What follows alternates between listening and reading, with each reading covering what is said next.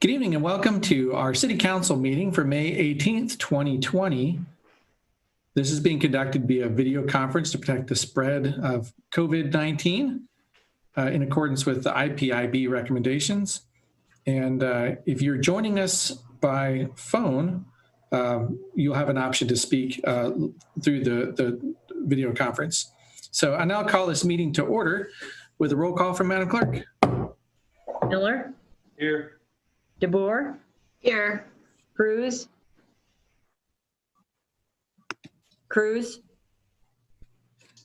He's here, but he's muted. Here I am. Harding. Here. Dara. Here. Sires. Aye. Tiber. Here. All members present, Mr. Mayor. Thank you, Madam Clerk. First item on our agenda is going to be the approval of minutes. Number one, is there a motion to approve the regular meeting of May 4th? So moved. Second. Been motion and second. All in favor, say aye. Aye. Opposed? That carries, and that goes into agenda revisions. Do we have any tonight, Madam Clerk? I have no agenda revisions, Mr. Mayor. Thank you, ma'am. First, our special order of business. Item number 2 is a public hearing on the authorization of a loan agreement and the issuance of not to exceed $2.8 million in general obligation capital loan notes for essential corporate purposes. Is there a motion to receive and file proof of publication? Been motioned. Oh, second. All in favor, say aye. Aye. Aye. Madam Clerk, are there any written communications filed? I have no written communications on file, Mr. Mayor. Thank you. For staff comments, we have Director Rodenbeck of Finance and Business Operations. Director Rodenbeck. Thank you, Mayor. So tonight on the agenda is the public hearing for the sale of general obligation notes, and this relates to our CIP process. And if you pull out the CIP, you would be able to see the projects that are funded by GO funding, and that's what this relates to. You'll see on the agenda that it's actually divided into two things: the essential corporate purpose, and then the general corporate purpose will be the item 4. And this is for different purposes allowed under Iowa code. So this first one is for the essential corporate ones and not to exceed 2.8 million. The main projects funded by this will be so we have box culvert, fire equipment, Cedar Heights Drive reconstruction, and Green Hill Road and South Main intersection. So again, tonight's the public hearing, and then we'll actually receive the bids at our June 15th council meeting. Yeah, thank you, Director Rodenbeck. Before I bring it over to council, I'll open this up for public comments. If there's anyone in the public who wishes to speak on this item tonight, you can press *9 on your telephone or click the raise hand on your device. And I do see number 1361. So I will open name and address for the record, please. Yes, Jim Skane, 2215 Clay Street. Yeah, Mr. Skane, go ahead. Yes, on this particular item, on the agenda, it doesn't say very much, and from what Director Rodenbeck said, it doesn't say very much.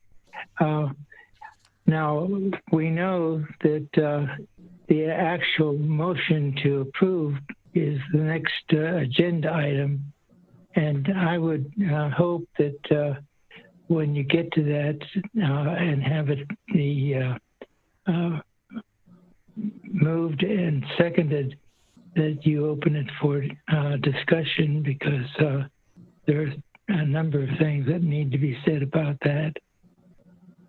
Certainly. Thank you, Mr. Skane.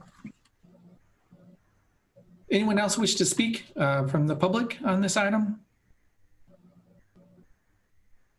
Okay, so seeing none, I will now close the public hearing portion and bring us over to item 3, which is a resolution instituting proceedings to take additional action for the issuance of not to exceed 2.8 million in general obligation capital loan notes for essential corporate purposes. Is there a motion to approve? So moved. Second. The motion by Cruz, seconded by Dara. I'll open it for council discussion. Mr. Mayor? Yes, go ahead. My only question is, did we look, since we're kind of in troubled times right now, it'd be nice if we could be a little more conservative and save some money back. I don't see where we've actually cut anything out. I just wondered if somebody went over this budget or over these things from the council or anywhere to see if we could cut some things out and save some money at this time. That's my question. Director Rodenbeck? Sure. So you may recall 2 weeks ago that City Administrator Gaines did give a presentation where we went through the CIP and looked at all of our funding sources and really highlighted the ones that we knew we could have some difficulty with as it relates to our road use tax funds, potentially local option sales tax. And you may recall during that we had talked about really as it relates to general obligation funding is, this is really planned on our CIP. And, we purposely try to sell bonds every other year to try to keep our property tax rate stable so we don't have the peaks and valleys. And so I think when we talk about, do we go through and look at projects and should we hold some back? I think we could delay selling bonds. We could do that. We could hold back on some projects. But in saying that, I think at some point, you're really, again, just delaying when we might be selling bonds in the future. And on the same token, the good thing right now might be low interest rates. So this might actually be a better time to be selling bonds. Okay, any other comments from the council on this item? Yes, Councilor DeBerg, go ahead. Jennifer, can you remind me on the one called slope repair, what is the one that's called slope repair, what that is? Sure, and I'll actually ask, I don't know, Director Schragi might be able to help me too, but I think this related to some of the sloughing we had. Was this the one by the cemetery, Chase? This is actually one over in the northeast corner of town off of Ridgewood, and then there's also a small project on Mandalay Drive. Okay, any other questions or comments from council? Yeah, Mr. Mayor. Yes, Councilor Desires. So there was actually nothing taken down from there. It's just the full amount that we had, and we're just going to take bonds out on that and have more debt without trying to reduce this in these troubled times. I'm just getting clarification. Is that true? Or was there a committee that looked into this? Sure. Sorry. That's correct. We did not change what was scheduled on the CIP for the bond funding. Okay, thank you. Any other questions or comments from council? Okay, then it's been motioned and seconded, requires a roll call vote. Miller, Aye. DeBoer, Aye. Cruz, Aye. Harding, Aye. Dara, Aye. Sires, No. Tiber. Aye. 6 voting aye, 1 voting nay, Mr. Mayor. Thank you, Madam Clerk. Next item is number 4, which is public hearing on the authorization of a loan agreement and the issuance of not to exceed $700,000 in loan obligation capital loan notes for general corporate purposes. Is there a motion to approve the public? So moved. Second. Motion and seconded. All in favor, say aye. Aye. Aye. Okay. Madam Clerk, any written communications filed on this item? I have no written communications on file, Mr. Mayor. Thank you. And Director Rudenbeck again has comments for us on this item. Sure. So similar to what I talked about, that we're doing the public hearing and we'll actually be receiving the bids on June 15th for the bonds. But this is for the general corporate purpose section of it. So you can see it's only $700,000. So that's actually only for a few projects. And the two main ones are the Union Road Trail and infrastructure oversizing. Okay, thank you. I'll now open it up for public comment. So if you have a desire to speak, I see Mr. Skane, let's just comment on this item. If there are any others, use the icon on your screen for raise hand or press *9 on your phone. So I'll unmute. Mr. Skane, go ahead, please, sir. Yes, on this one, again, there's an amount, but there's very vague indication as to what that amount's going to be spent. And I'm disappointed that there was no allowing of public input on that previous item that the 2.8 million item that was authorized, because you went from council to immediately to a vote.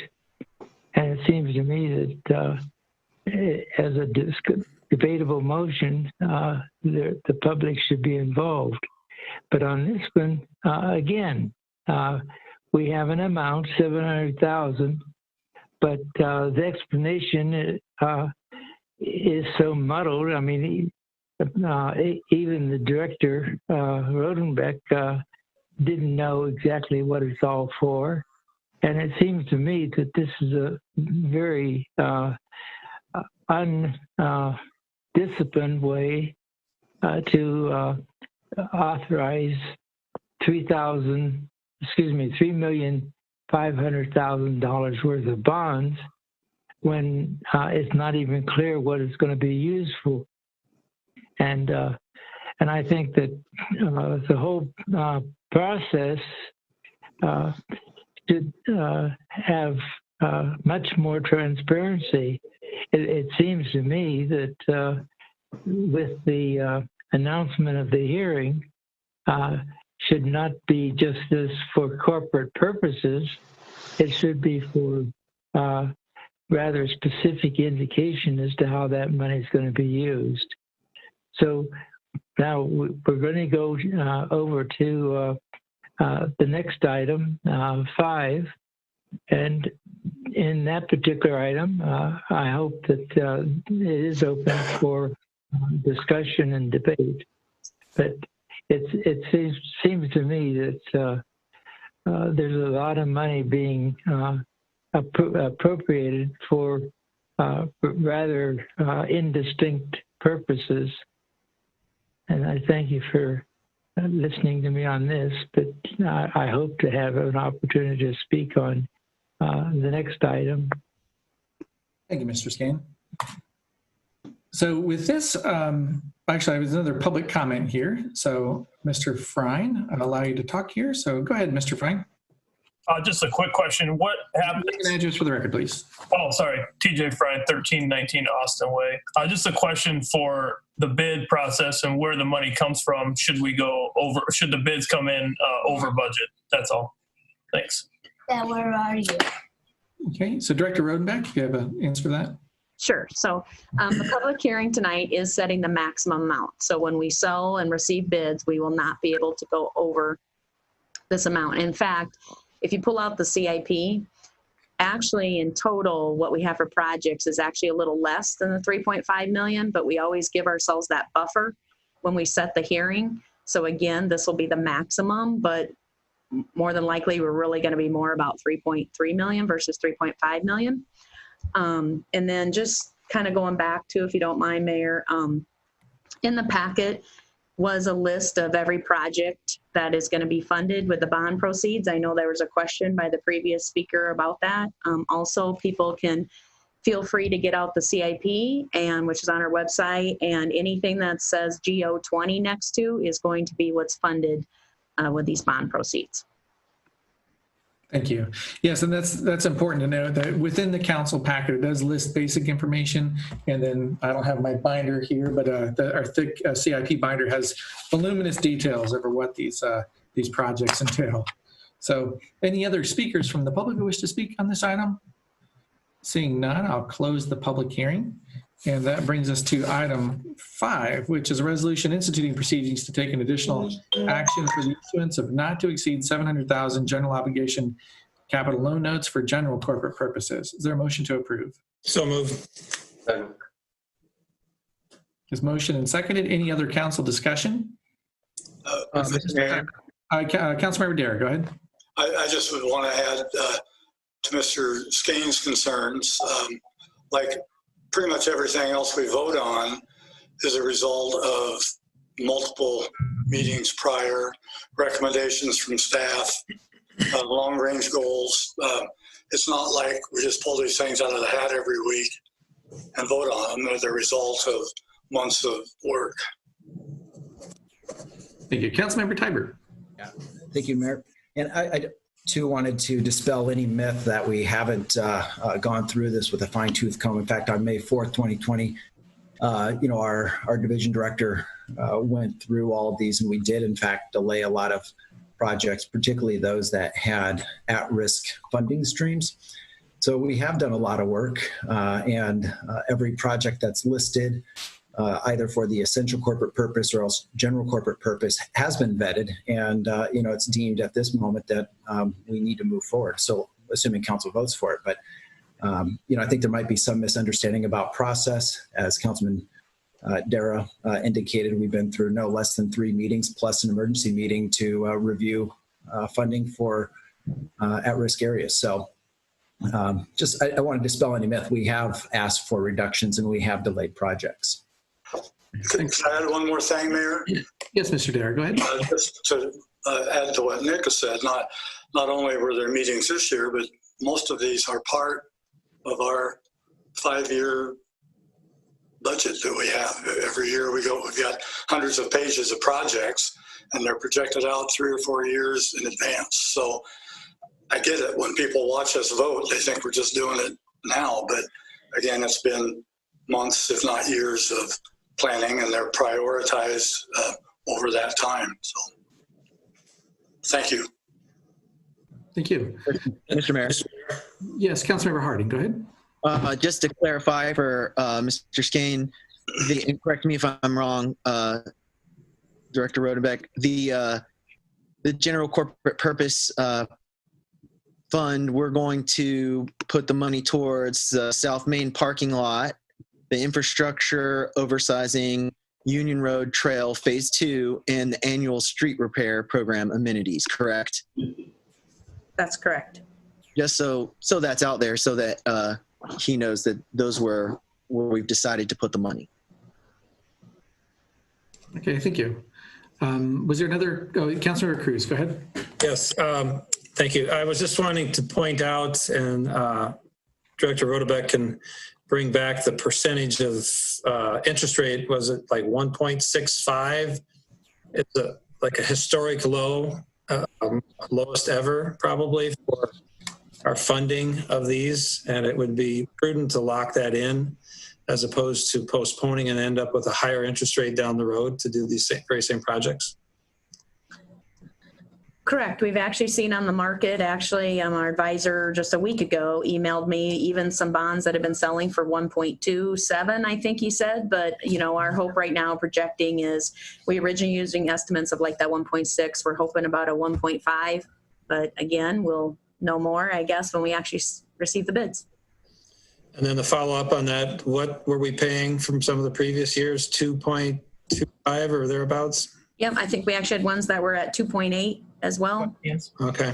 So a significant lower interest rate here to fund this. Brush your teeth quick. Councilmember Tiber. It might be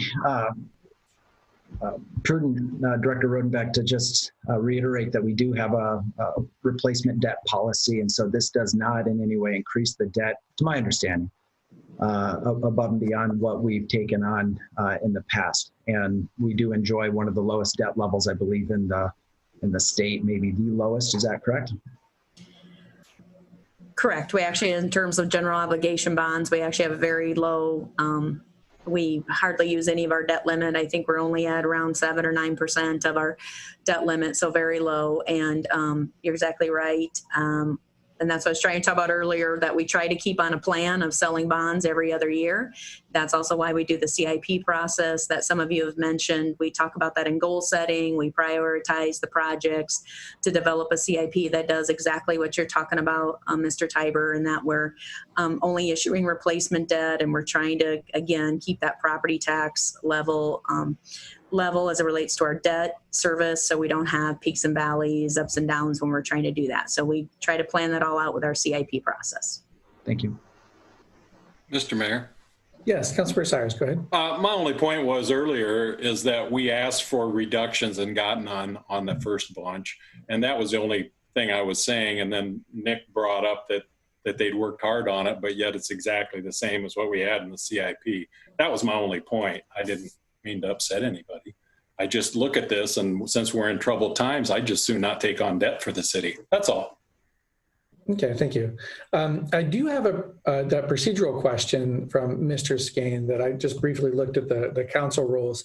Mr. Rogers, I'll ask, because this will affect like how I do this in the future. In Rule 35 under Admin Rule 7, it does say public's right to address council. Persons other than council members shall be permitted to address the council only upon items listed on the agenda. But I would take that to mean it's any item on the agenda. So in the past, I think it's been practice to do public comments, and then we typically haven't done public comments on the actual resolution itself, because in my view, the public has already had a chance to comment on it. So it wasn't necessary. But if there's an insistence that the public does have that right to comment on the resolution itself, I don't see in the rules where I can object to that. Would there be any disagreement with that, or? No, so there are two separate matters. One is the public hearing, and as you said, public has a right to comment on during the public hearing. And so I think that's why in the past, if I recall correctly, Mayor Brown would go right to the resolution without further comment. But a strict reading of the administrative rule would say that each and every agenda item would lend itself to public comment. Right. I would agree with that. So unless the council would put forward a suspension of the rules to not allow that, and potentially put forward into the rules to not allow public comment on those items, I would have to allow it. So with that said, I'll go ahead and open it up for, if there's no other questions from council, I'll treat this as a normal item and have questions from council, then public comment, and then back to council for final comments. So Mr. Skane, go ahead, sir. Hello. Yes, sir. Yes. See, this process is interesting because, first of all, I hear people talking about the information that the council has. The public does not have that information. In fact, the only way that we used to get the information was in this big book that was there sitting on the table, but obviously that's not there. And I'm not sure that it's available to the public, especially in these times when the city is locked down and we're talking this way. What I'm saying is that there should be a clear indication of what the money is going to be spent on before we get to this point of trying to figure out exactly what it's going to be spent on. And the public needs to know that. I mean, we're always kept in the dark. I mean, the council has their big book that they can refer to, but the public doesn't have that. Now, in this particular case, and in the case of the one preceding this, totaling $3,500,000, we were told that the money that they plan to spend is $3 million. Now, Mr. Skane, I'll ask you to keep your comments just to this item, the resolution item that's but what I'm saying is that the amount that is intended to be expended still leaves $200,000 that the city will have at its disposal, and there's no indication as to how that money was to be spent, because it will be approved as soon as the council approves this.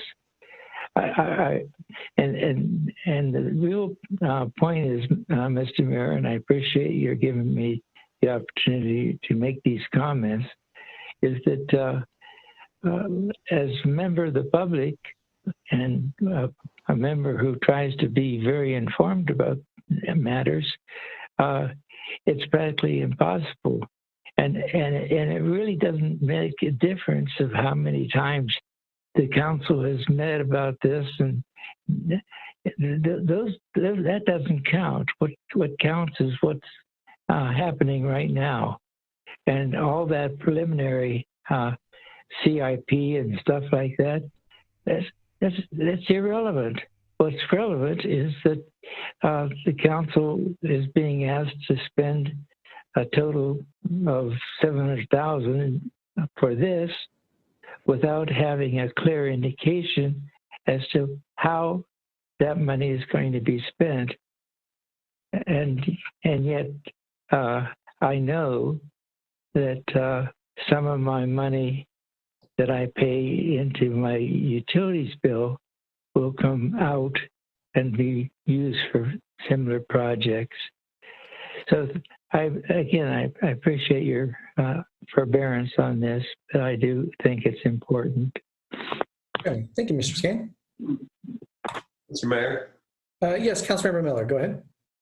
Before that, if there's anyone else from public who wishes to speak on the item? Okay, so I'll bring it back to council, and Councilmember Miller, go ahead, sir. To Mr. Skane's point, we've been over this numerous times as to how available all of this information is to every member of the public in any instance that they want it. I don't believe there's anybody trying to keep the public in the dark about this in any way, shape, or form. Regardless of COVID-19, there are ways for the public to be involved and get this information just like the council does. And we've had this discussion better than 10 times, I believe. So okay, thank you. Mr. Mayor. Yes, Councilmember Harding, go ahead. Correct me if I'm wrong, Director Rodenbeck, but the projects that we're going to spend the money on are in the agenda, and then you can go back and reference the CIP, which is available online, correct?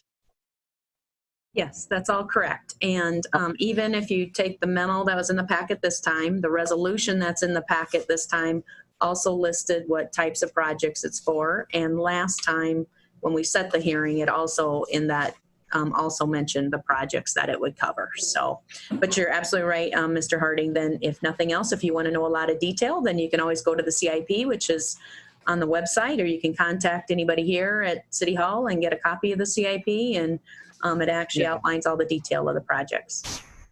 I believe Mr. Skane lives in my ward, and Mr. Skane, if you're listening, if you want me to grab you a copy of it, I'd be glad to bring you a copy safely as this is social distance. And if you have questions, please email or call me, and I'll get you make sure you can get a copy of the CIP, and also make sure that you can have a copy of the agenda if you have trouble getting it. That way you have all weekend to research it. In other words, I'd be more than happy to help facilitate getting you the information if you reach out to me. Okay, thank you. Any other comments from council before the vote? Okay, seeing none, this requires a roll call vote. Madam Clerk? Miller, Aye. DeVore, Aye. Cruz, Aye. Harding, Aye. Dara, Aye. Sires, Nay. Tiber. Aye. 6 voting aye, 1 voting nay, Mr. Mayor. Thank you, Madam Clerk.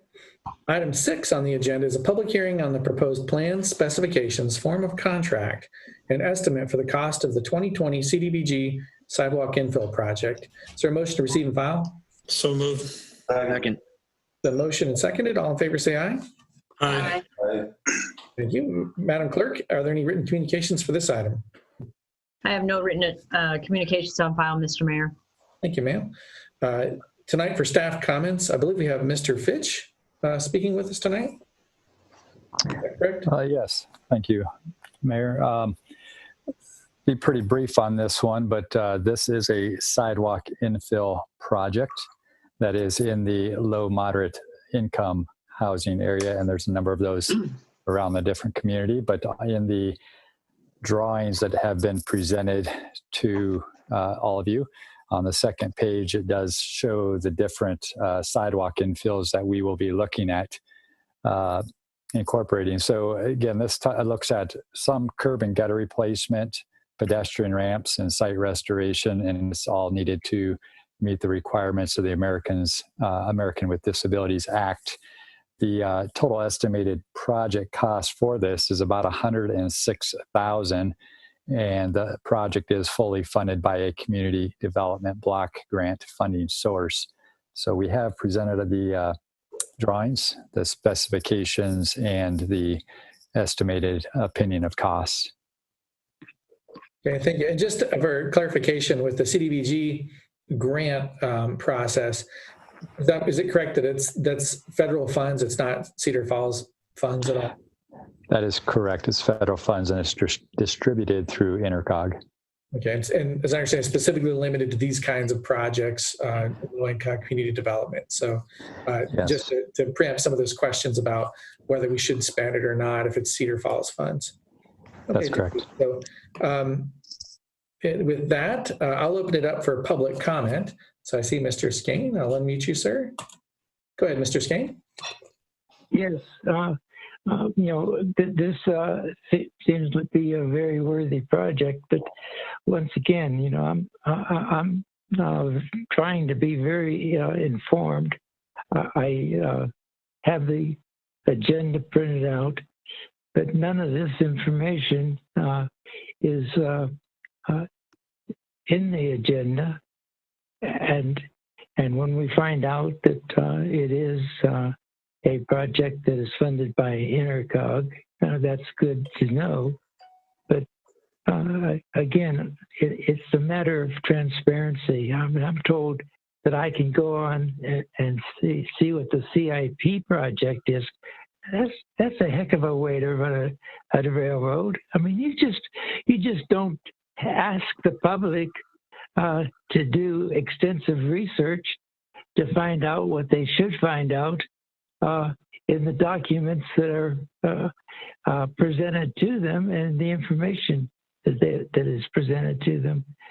So this project now seems to have some clarity to it. But as I looked at it on the agenda, it was not clear at all. And I really feel that there has to be a way for the public. I know that you take good care of the council members, but you don't take care of the public. Thank you. Thank you, Mr. Skane. Well, I'll just say the information that I have that's sent to me as the mayor is exactly the same that the council has, and it's the exact that's available to the public on the city's website. So I don't receive additional background information, and if it were offered, I wouldn't take it because I'd want to make sure I have the same level of information. So to Mr. Harding's point earlier of providing that additional information, I think that could be very helpful in this case. So any other I think we're still at public comment. So any other speakers from the public? Seeing none, I'll bring it back to council. And this will be under item 7. This is that's correct. Resolution approving and adopting the plan, specifications, form of contract, and estimate of cost for the 2020 CDBG sidewalk infill project. Is there a motion to approve? So moved. Mr. Mayor? Yes, Mr. Rogers, go ahead. Did I miss something there? Technically, we should close the public hearing before we go to the resolution consideration. Okay, thank you. Disregard all sooner.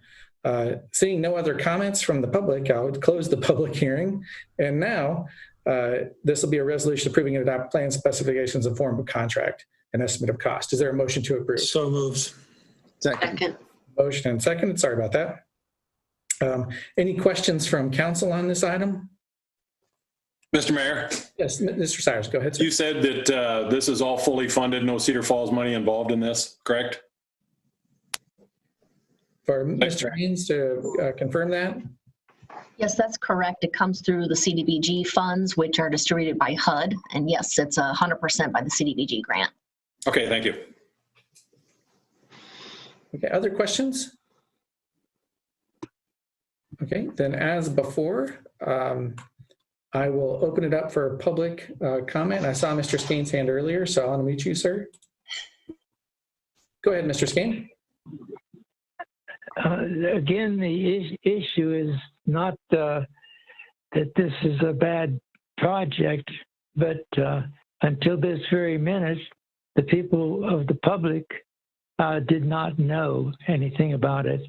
And as I have been following the process, it would be good in some way for the agenda item to be more specific than we're giving, because all it is says resolution approving and adopting the plan's specification, form of contract, and estimated cost for the 2020 CDBG sidewalk infield project. Now, most of the people don't know what CDBG is. What I'm saying is that the people out here are intelligent people, but you can't be intelligent and work your way through this agenda because there's not the information that people need. And as I said, obviously this is a good project, but as I read the original item, it didn't make any sense to me. All right, thank you, Mr. Skane. Mr. Mayor. Could I just maybe jump in and clarify real quickly? Yes, so, go ahead, sir. With regard to all of these items with the public hearing on there, they were on a previous city council agenda that would set the public hearing at least 2 weeks in advance with all of the supporting documents, just like they have attached to them tonight. So there's been 2 occasions here where individuals from the public are notified that a public hearing is coming up, and they can contact anybody at City Hall and find out more about any of these particular projects. So, thank you, Mr. Gaines. Mr. Mayor. Yes, Mr. Harding, go ahead. Just to Mr. Skane's point, there, along with the agenda, there is published, and it sounds like to me that he doesn't have this. That's why I'm bringing it up. There is the agenda packet, which is this week was 186 pages long, and under number 7, it talked about all the details of this project, or under item 6, sorry, it talked about the details of this project and even went into some details about the grant. If again, I think that Mr. Skane's missing that for some reason. I could be hearing him wrong, but Mr. Skane, I'll make sure I'll get you an agenda packet somehow for the next meeting so that you can read through it over the weekend. That way you're more filled in. Okay, thank you. Any other comments from council before we vote? Okay, it's been motioned and seconded, and this requires a roll call vote. Miller. Aye. DeBoer. Aye. Cruz. Aye. Harding. Aye. Dara. Aye. Sires. Aye. Hyber. Aye. All voting aye, Mr. Mayor. Thank you, Madam Clerk. Next item is number 8 in our agenda. It's the public hearing on the proposed adoption of the multi-jurisdictional hazard mitigation plan for Blackhawk County. Is there a motion to approve notice of hearing? So moved. Second. Motion and seconded. All in favor say aye. Aye. Aye. Okay. Are there any written communications on this item, Madam Clerk? I have no written communications on file, Mr. Mayor. Thank you, ma'am. For this item, the speaker will be Stephanie Sheets, the Director of Community Development. So, Director Sheets. Thank you, Mayor. I will just cover a couple things that were in the memo attached with the council agenda packet. The multi-jurisdictional hazard mitigation plan has been in place for Blackhawk County since 2010. We are required to update that every 5 years. And this planning process started in October of 2019. And we had about 2 or 3 meetings, the final one being in March of 2020, right at the end of the pandemic. So that was a virtual meeting that was held for that very last one. The plan in general follows a set standard that is produced by, I believe, FEMA. I'm not positive about that, but there's pretty strict guidelines about identifying the types of hazards that's in the plan, if you want to take a look at that, having each community rate their level of risk related to some of those risks or hazards that could occur. And that all gets compiled. And then we also take a look at what are mitigation strategies related to some of those risks and how could we help prepare for those or reduce the impacts of those or even respond to them. So, and that's all included in the appendix document of that plan.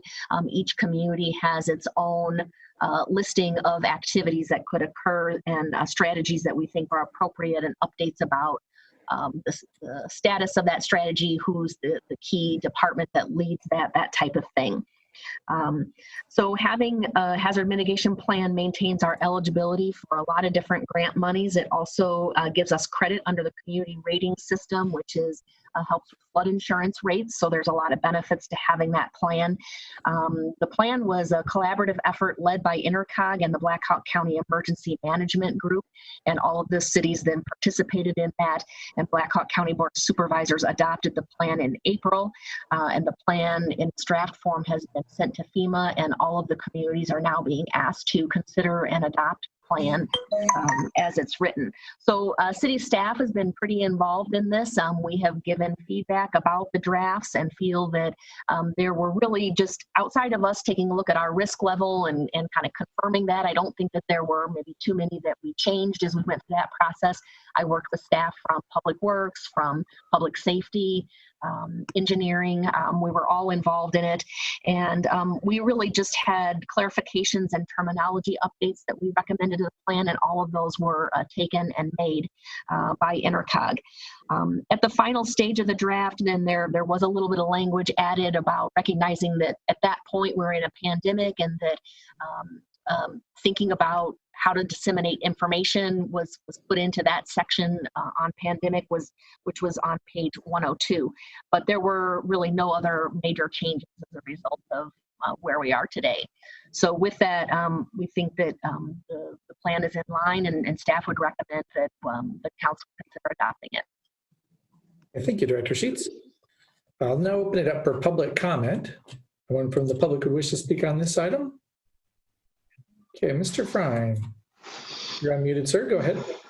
Just KJ Frine, 1319 Austin Way. It's updated every 5 years. Is there a way, like if there is another pandemic 2 years from now, that we can go back and edit it, or is it just strictly every 5 years? Thanks. Thank you, Mr. Frine. Director Sheets. Yeah, the plan, while it mentions the COVID-19, it's not necessarily that makes us eligible for funding one way or the other. It just talks about kind of disaster type of situations. So I don't know that we need to be specific to every disaster or pandemic name that we have. So I think in general, the point is to cover those types of things and think about what responses could be, how you could prepare for them, that type of thing. But yes, it is actually reviewed every year. We take a look at it, and we might give some feedback in a committee meeting about what our status is or clarifications, and it can be amended if we so choose. And thank you. And Director Sheets, do I understand that there was a mitigation plan? Is it meant more for prevention rather than response? Correct. So these items are preparedness and prevention. Yeah. Excellent. So we'd have different documents that handle the response aspect of these like pandemic things. Yes. So any other questions from the public on this item or comments?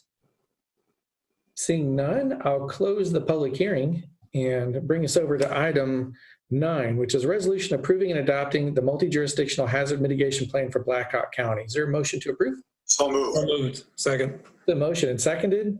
Any questions from council on this? Seeing none, open it up for questions or comments from the public. And seeing none, bring it back to council for final comments. And none, so this requires a roll call vote, Madam Clerk. Miller. Aye.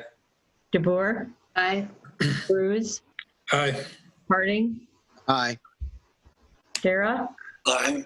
Sires. Aye. Tiber. Aye. All voting aye, Mr. Mayor. Thank you, Madam Clerk. That concludes our special calendar. And now we will move into old business, which is item 10. Pass an ordinance 2963 amending the boundaries for wards and precincts within the city of Cedar Falls to incorporate recently annexed territory upon its third and final consideration. Is there a motion to approve? Motion to approve. Second. Seconded. And I'll open it for council questions and for public comment. Seeing none, back to council. I see Mr. Skane. Okay, go ahead, Mr. Skane. Yes. This is just a general suggestion that would be helpful for this, is that we have technology that allows you to put things up on the screen, and it seems to me that the essential information could be put up on the screen so that the people would know exactly what is about, and it would be helpful even on those ones that we've already gone through if we had someone putting a summary statement up on the screen that indicates exactly what the money's going for, because you know, I have nearly a doctorate in research, and what I have been asked to do is an impossibility. But if the cities took upon it that for each item where there is some information that could be shared to the screen, then we would know, for example, what the boundaries for wards and precincts are that are being changed. It would not be difficult, but it would be helpful to the public, because as it states right now, we don't know. And somebody's going to tell me that I could go to the book, but that's not the answer. The answer is that the public is not informed. And for example, I've been very interested in what the boundaries have been changed, because it does make a difference as to how even city elections are conducted.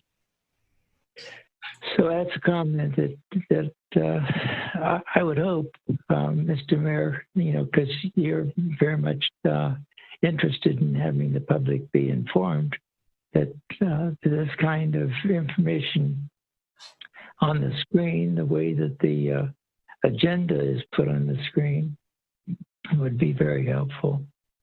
Thank you, Mr. Skane. Any other from the public wishing to speak on this item? Okay, seeing none, bring it back to council for final comments. And seeing none, this requires a roll call vote, Madam Clerk. Miller. Aye. DeBoer. Aye. Cruz. Aye. Harding. Aye. Sarah. Aye. Tyers. Aye. Nyber. Aye. All voting aye, Mr. Mayor. Thank you, Madam Clerk. Item 11 is passing ordinance 2964, amending Chapter 16, offenses and miscellaneous provisions of the Code of Ordinances relative to prohibiting loitering upon its third and final consideration. Is there a motion to approve? So moved. Second. Moved by Cruz, seconded by Miller.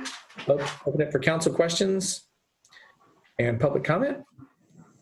And Mr. Frine, go ahead, sir. I just had a couple questions there. So I think I got myself confused a couple weeks ago when I asked the same few questions. I see this is listed as a simple misdemeanor. Can we maybe get some light on what that looks like as far as terms of penalties, and whether or not, like, who's going to prosecute that, and what costs would be associated to the city or attributed to the city for prosecuting those? And then why would, I'm not saying it's a bad idea, but why would an officer choose to use the city ordinance versus using the state charge, which is also a simple misdemeanor? Just knowing that the jail will not, and they will refuse to book any city charge. The jail won't accept them. And it is also, the state charge is also a simple misdemeanor, which the jail will accept if needed. Just kind of wondering what enforcement looks like on this. Thanks. Thank you, Mr. Frine. Director Olson, do you have any comments on this item? Yeah, certainly, Mr. Mayor. So the whole purpose of putting together our own loitering ordinance was to kind of fill some gaps in the state code. We have some specific problems here in Cedar Falls. Particularly, we've had some problems on the College Hill area. So this ordinance adds a little more detail to it and gives us a little more ability to handle the problems that we have. What happens with the enforcement, or not the enforcement end, but the prosecution end, is that we have a law firm that prosecutes all of our city ordinances or city simple misdemeanor violations. So that's a practice that's been occurring for a significant period of time. We do have an agreement entered with them, with that law firm, to assist us in prosecuting all our simple misdemeanors. Okay, thank you, Director Olson. Any other questions from the public? Comments? Okay, seeing none, let's bring it back to council for final comment. I have one question, Mr. Mayor. Yes, Councilor Harding, go ahead. I'm not a police officer, so I don't know this, but could we get some clarification on the city versus the state ordinance, and if they can, take them to jail if they won't take them and will take them? Could I get some clarification on that? Certainly. So there is a public disorder chapter for the state, and it specifies unlawful assembly of 3 or more persons assembled together, acting in violent behavior and that sort. Our loitering prohibits from blocking a sidewalk, blocking entrances to a business. So you can't congregate in large numbers, so people can't proceed down the sidewalk. They have to walk into the street, which is a problem. Or they can't enter a business, which is interfering with that business. So those are some of the differences between the state code and the city code. Now, we can cite and release, or we can bring to our facility and do the booking process and release, or we can take, if we take to the jail, then we have to pay certain fees that we wouldn't have to pay if we used a state code. So those are some of the differences, and our officers know those differences and how to handle these appropriately. I will tell you, this loitering ordinance, in my opinion, won't be used a lot, but when it is needed, it can certainly be an advantage to us. Okay, thank you, Director Olson. Other questions or comments from council? Seeing none, this requires a roll call vote. Miller. Aye. DeBoer. Aye. Cruz. Aye. Harding. Aye. Dara. Aye. Sires. Aye. Hyber. Aye. Voting aye, Mr. Mayor. Thank you, Madam Clerk. That brings us to item 12, which is passing ordinance 2965, amending chapter 17, Parks and Recreation of the Code of Ordinances relative to noxious weeds upon its third and final consideration. Is there a motion to approve? So moved. Moved by Dara, seconded by Cruz. And council questions on this item? Okay, seeing none. Questions from the public? And Professor Skane. Go ahead, Mr. Skane. This is now the third reading, and I really have not had a good explanation in the first and second reading as to why the term noxious weeds is used, because to me, and I think over time, noxious has an entirely different thing. And what this is supposedly focusing on is the cutting of grass that's grown too tall. And it seems to me that the word noxious is inappropriate. Okay, thank you, Mr. Skane. So I know it's been discussed before, but in case there's a question from the public, just to get clarification on the term noxious, how it relates to the city code and some of the definitions there. So who would like to be up just to... Mayor, Mayor, this is Jamie Castle. I can answer that one. There's actually two parts to this. There is the grass, but there is noxious weeds, which is part of the state code. Noxious weeds covers a wide array of various weeds that are covered under the code as weeds that are not allowed and are problematic within the code. And so we are covering those various weeds, and then also the grass being above the 8 inches. So it does cover two different things, the grass and those noxious weeds. And we took the term noxious weeds from the state code. Thank you. And within the state code, there is a specified list of what noxious weeds represent. That includes ragweed. I think milkweed is on there. Some other ones that are problematic for asthma sufferers and other groups. So it's not simply a very subjective term. It's actually very well defined within the code. Correct. There are 14 specific items on that list. Okay, thank you. So any other questions from the comment or from the public? Seeing none, I'll bring it back to council. Any final questions or comments? Then I'll bring it to a roll call vote. Madam Clerk? Miller? Aye. DeBoer? Aye. Cruz? Aye. Harding? Aye. Dara? Oh, he's muted. Sires? Aye. Sires? Nay. Tiber? Aye. 6 voting aye, 1 voting nay, Mr. Mayor. Thank you, Madam Clerk. The final item in our old business is item 13, pass ordinance 2966, amending section 26-121 of the Code of Ordinances by rezoning from A1 to R1 and MP1P of recently annexed property located south of West Viking Road and east of South Union Road upon its second consideration. Is there a motion to approve? So moved. Second. Moved by Dara, or by Cruz, and seconded by DeBoer. Questions from council and from the public?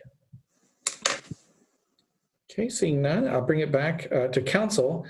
Okay, I see Mr. Skane. Try to get to your unmute a little sooner if you can, Mr. Skane. It'll help. Go ahead, sir. Yes. This is another area where if there were a graphic that was put up on the screen, that it would make it easy for people to know, because the description doesn't really make it clear what's happening. And maybe it could be a rather common practice for the city and for the council to produce those kinds of documents on the screen. And then I think there'd be much clearer understanding by the public. Right now, it's not clear. Thank you. Yes, sir. Any other questions from public? Then back to council. That'll be motion and second. Any items or any other final discussion before vote? Okay, then Madam Clerk, this requires a roll call vote. Miller? Aye. DeBoer? Aye. Cruz? Aye. Harding? Aye. Dara? Aye. Sires? Aye. Tiber? Aye. All voting aye, Mr. Mayor. Thank you, Madam Clerk. That concludes old business and brings us into new business. First is the consent calendar. The following items will be acted upon by a voice vote on a single motion without separate discussion, unless someone from the council or public requests that a specific item be considered separately. Is there anyone from council wishing to pull an item from 14 to 19? Okay, and then from the public, Mr. Frine, go ahead. 18. Item 18. And Mr. Skane. Yes, Mr. Mayor, I raise again the fact that this language of considering them all on a single vote without debate is contrary to the open meetings law. And therefore, I would ask that all of the items be considered separately, please. And Mr. Skane, once again, the resolution calendar and the consent calendar exists to help smooth business along. I've done research on it this past week or past 2 weeks just to make sure I understand where the idea of a consent resolution calendar comes from. It's not something we made up in Cedar Falls. It's a very common practice in parliamentary circles to have items which are non-controversial and often have been discussed previously to come through as an item either through a resolution or consent so that time can be spent on the controversial items. We don't want to take up additional time on things that are not going to have questions from council or from the public. Now, if you have a question on a specific item, you may pull that single item. It's just not appropriate to pull every single item for the sake of pulling every item. So we have item 18. Mr. Skane, is there a specific item you would like to pull, sir? So that you may discuss that item and bring up the item or the issues about them? Mr. Mayor? Yes, Mr. Skane, go ahead. I would, Mr. Mayor, it is a matter of legality. You can't do that. You can't do that just limiting me to one item because the whole process. I'm going to mute you for now. I have that ability. I'm going to tell you, sir, you may pull each individual item if you like to. You may not pull the item as an entire calendar. I will not allow it. But you may pull every single item, and I will expect you to comment and question every single item if you do so, especially if council does not wish to debate them. Do you wish to do that, sir?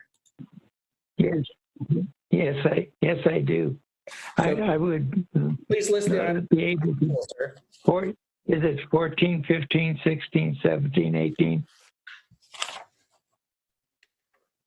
18 has already been pulled. And so the other, do you have another item you'd like to pull, sir? Is there? I understand I think don't know what's on the agenda, sir, and that's a problem. Okay. So, point of order, Mr. Mayor. Yes, Mr. Mayor. Where are we? We just backtrack on this? I thought we discussed this last time and you just made the point again. Send that back outside. Now we're going back to pulling every item off this? Every meeting, he can pull single items. If council wishes to not allow that, then we'll do the same thing we did 2 weeks ago and suspend the rules to not allow. So is there a motion? That motion that we suspend the rules. With all due respect to Mr. Skane's points, I think he's valid in certain regards in wanting transparency or wanting more discussion on things, but he refuses to acknowledge our process. Right, I completely in every agree. regard. And that is unfortunate, but that is, we don't have to allow this. Right. Second that. I did offer, if he has questions about individual items, we would be more than happy to discuss those. But when he doesn't even know what is on the agenda to pull, he just wants to pull every item. That's a problem for me procedurally as the presiding officer. I agree. I didn't see that. I'll open it up for other members of the public to pull other items if you wish. And that leads us back to Mr. Skane's point. He wished to pull items 14, 15, 16, and 17. Do you wish, Mr. Miller, to suspend the rules to not consider those items? Yes. I second that. The motion and seconded. I believe this would require a supermajority vote. Is that correct, Mr. Rogers? Correct. Okay, so it's been motioned and seconded to deny Mr. Skane's request to pull every item. All in favor, say aye. Aye. Does this require a roll call vote? No, a voice vote's okay as long as we can make a head count. Okay, Madam Clerk, how would you like to proceed? What's easier for you? Either's fine. Okay, so we'll do a voice vote. All in favor, say aye. Aye. Opposed? Okay, so that motion carries. We will follow that guidance. So if anyone else from the public wishes to pull an item, we can do that. Seeing none, then I'll bring it back to item, the items minus 18. Move to act on items 14 through 17 on a voice vote. To 19. 14 through 19. Thank you. Sorry. 17 and 19. Okay, so Second that. it's been motioned and seconded. What's that motion again, Mr. Tiber? Act on items 14 through 17 plus 19 on a voice vote. I believe 18 has been pulled for other discussion. Excellent. Thank you. Yes. So all in favor, say aye. Aye. Aye. Opposed? Okay, that carries. That means that those items do carry. Mr. Mayor? Yes, go ahead. Can I just take a moment, and I simply wanted to thank Rosemary Beach on item 15 for her years of service. Certainly.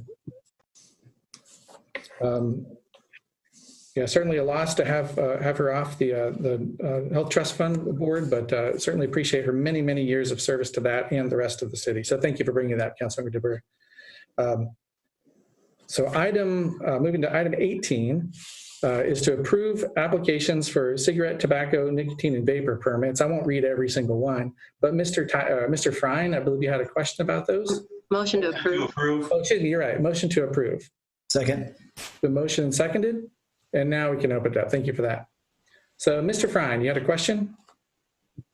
Yeah, I just wanted to know what the process was for approving or denying these, or kind of what grounds would be needed if ever the council were to try to deny one. Thanks. Okay, thank you. Mr. Gaines, who would you like to comment on that? Well, probably start with Director Olson and then maybe Attorney Rogers. But typically, these are pretty straightforward unless we find violations through our checks as we move forward. I guess, Director Olson, you handled many of these. So Yeah, I think you pretty much covered it. We would grant a license unless we had reason or cause not to. And that could be a series of violations, or it could be concerns with an owner who has maybe a significant criminal history or something of that sort. Okay, thank you. Any further questions from council on this item? Then it requires a voice vote. So all in favor, say aye. Aye. Aye. Opposed? That does pass. So that was our consent calendar. That moves us over to the resolution calendar. The following items will be acted upon by a roll call vote on a single motion without separate discussion, unless someone from the council or the public requests that a specific item be considered separately. Does anyone from the council wish to pull item through 20 through 26? Mr. Mayor?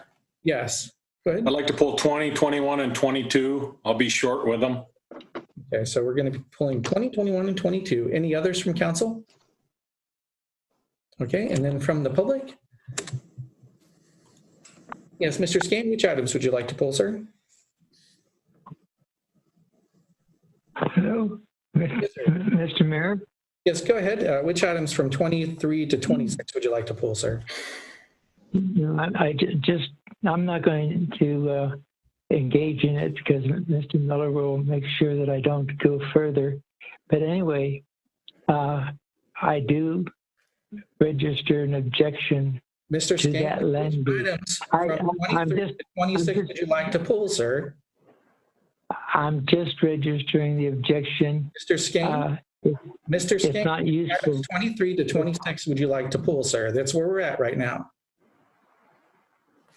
I'm not going to do that. I just wanted to tell you that this is illegal. I'm going to now, Mr. Skane, you're not reasonable, sir. So that has 23 to 26. Does anyone else from the public wish to pull one of those items? Okay, Mr. Skane can certainly comment on that during the public forum.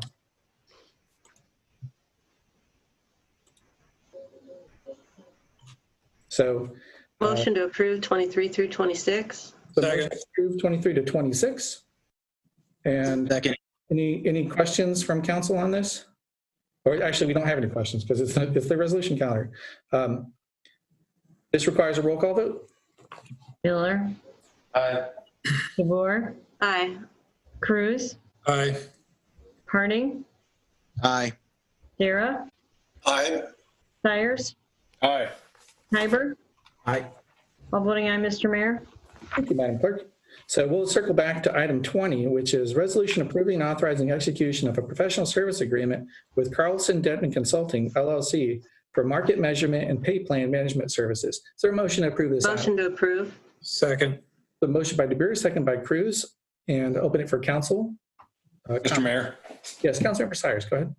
I have a question on this. It looks like they're going to evaluate our staff and tell us what kind of raises they should have. Shouldn't that be the mayor's job or somebody that works closely with the staff that knows what the pay should be or who should get raises and that kind of thing? That's my question. This is an outside firm and we're going to pay them $20,000. That's my question. 17. All right, thank you. So for staff, my understanding is this isn't for raises. It's for determining the market rates for our pay bands as they are. Is that correct? Is he Director Rodenbeck nodding your head? Yep. So just reminding people that in 17 we did a pay plan study, and really what that study did was to determine, just like you mentioned, Mayor, not about what raises people should get, but what pay classification they should be in. And so at the time, it had been 20 years since the last time we did that. And one of the goals we talked about at the time was making sure we keep it up to date every few years and not go so long. And so that's what this is doing, is really taking that and really comparing and doing market benchmarks, looking at other cities and seeing what is their pay compared to ours for a certain position. So it really is about the pay structure itself and the pay positions, not what raises employees will get. And that is in the council goals document, as I understand, for keeping these current, but it doesn't say specifically what intervals. So that's the question I had was, does it need to be every 3 years, or could we extend that potentially to every 5 years? And it was something in staff meeting this morning, we decided we'd do the 3 years for now. And then if it's not significant changes, then we can extend that out to every 5 years. But we certainly don't want to let it crawl every 10 or every 20 years. We become completely out of disjoint with the market. All right, thank you. Any other questions from council on this? Okay, and then I'll open for the public. Yes, go ahead, Councilmember Tiber. I do believe that we have a merit pay plan right now for a lot of staff, and I proposed and actually brought up some disagreement to the firm when they did the original study in 2017, and those concerns still stand. There's two components. One is merit, one is what the market bears. Number three, every time we go to hire, we get a better idea of whether or not we're in or out of market. Especially now more than any time, I think it might be wise to just delay and maybe go to that 5-year interval because market bands and such are going to be very variable and hard to predict going forward here. The job market could be totally different in 6 months than in the next month. So I would suggest deferring on this. Okay, so it's the idea of potentially deferring and then going back to 5 years rather than 3. All right, so any other questions or comments from council? I got it, Mayor. Yes, Mr. Dare, go ahead. I wouldn't mind if staff had any thoughts on Councilman Tiger's suggestion. Are you feeling a need to do this now, or the idea of waiting a couple of years make any sense? Well, as I discussed with the mayor this morning is, I think we already have a few positions that we already have a list going of things that we'd like to benchmark because we're not sure if they're maybe a little out of whack. So we already got a few positions we want to take a look at. I think what's also difficult is I understand about the market. What's difficult right now, though, is when you look at a lot of our positions, we're not getting an overwhelming amount of applicants for our positions. And so I'm not sure if that tells us whether we're in line with the market or not for our pay structure. And so, if the council chooses, we sure can delay the 2 years. But in saying that, I think maybe it's the opposite, and maybe it is the right time to do a market just to make sure, are we still really in the pay structure we should be, and is that affecting the number of candidates we're getting for our pools? And Mayor, I'd add to that a little bit is as we go to hire employees and they come in, if they're outside of the pay band, what happens is it adds an additional step that we have to come to the council, modify those pay bands, and before we can ever hire somebody as well. So if our pay bands get too out of whack, those categories, it makes it more difficult to hire, and even with a very limited civil service list. Just a real quick question for Director Rodenbeck. If the issue is the cost of or the transparency or ability to know what's up for these 3 people or the 3 positions, would it be possible for us to just contract to get the 3 that are needed now at much less cost and put the rest to the 5-year point? I mean, I could sure propose that back to the consultant. I just, I think my concern about that a little bit is when I mentioned we have a few, that's just a few that I want to make sure we look at. But in saying that, you also have to remember that the pay plan is a complete structure. And so if you move one, does that then have impact on other ones? And so again, I guess I'd be a little concerned about piecemealing things, just because again, we'd like to look at them as a pay structure as a whole. Okay. Makes sense. Thanks, you guys. Any other questions from council on this? Mr. Mayor? Yes, Councilor Member Harding, you moved on my screen. Go ahead. What about, have we thought about if the market, just the job market in general shifts with the COVID and when this does end and when we do get back to a semblance of normalcy, to use Councilmember Sires' word, what about the thought of possibly deferring this until we see the economy stabilize a little bit so that we know we're getting truly accurate numbers, maybe possibly next year, and then implementing something like the 5-year thing? I just worry if we do it right now, are we truly getting accurate representation of where the market is going to be in 6 months? Because I definitely feel like we're in possibly unstable times with that. Dr. Rodenbeck? Well, I think, the debate's going to be, I think, always when something's a good time. And, I think what's hard is that's probably also why we went 20 years between pay plan studies before, is because we probably had some similar conversations. Now, not to the extent of having a pandemic. I understand that's unprecedented. But, I think there's often times where you think it's not a good time or should we wait? And I guess my worry is that, again, that kind of accumulates. And then in a year from now, it's another reason and it's not a good time. I get exactly what Mr. Harding's saying. And if we feel like it is extremely unusual time right now and we want to wait, we can sure do that. But again, it just seems like a lot of things, it always seems like it's not good timing. Mr. Mayor. Yes, Councilor Cruz. I would concur with Director Rodenbeck and add that with unprecedented times, this is exactly when we need to do an analysis of what the market is doing to be on top of it, to attract talent and keep talent.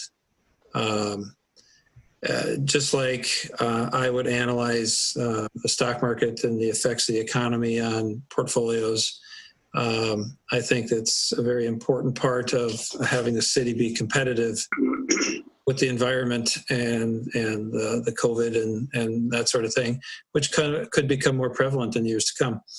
So I'm very much in favor of going ahead with this, and I would be very much opposed to going to a 5-year schedule, even in non-chaotic times.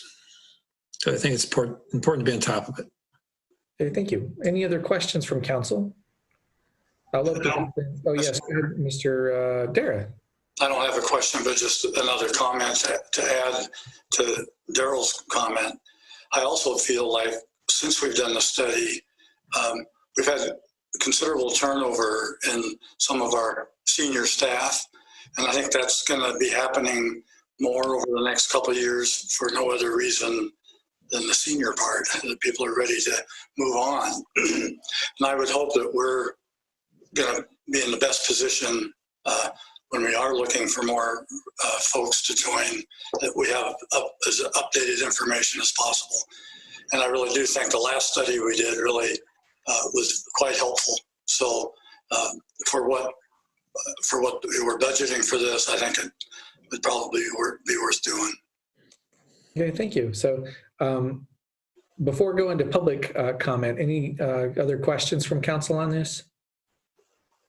Okay, so I see Mr. Frine's hand. I'll unmute you, sir. So go ahead, sir. Just a couple questions. So it looks like maybe for this, we're looking at a study of comparables. There are some positions where where I don't know of any, and I'm sure there are, but I don't know of any comparables that we could use. At least Cedar Falls has got to be in a position of a top 15 city for the state of Iowa, if not closer to the top 10 or pushing that direction. So realistically, I mean, it'd be probably more penny wise to have city staff look at comparables, using the top 10 cities in Iowa instead of paying for an outside firm to come in and essentially do the same thing. I'm also wondering what kind of effect this might have on union contract negotiations going forward. 'Cause I know it's kind of a completely separate entity in itself. What happens also if they mentioned our numbers might be out of whack for certain positions? What happens if to the cost to the taxpayer if our numbers are too high or our numbers are too low for positions when this study comes back? And then also, when the economy, it seems in my experience, when the economy is doing well, like we've seen in the last couple of years, the demand for city jobs is down. When the economy is lower or not doing as well, the demand and applicant pool for city jobs is drastically higher. So just something to think about. Okay, thank you, Mr. Frine. For the aspect of union negotiations, does this have any play on that, Director Rodenbeck? Actually, so when we do these, it is just our non-union positions that are part of the study. Just because obviously the unions do have their own contract and they negotiate their salaries when it's, when we negotiate when their contract's up. I know there was a couple other questions about other cities, and absolutely right. Actually, when we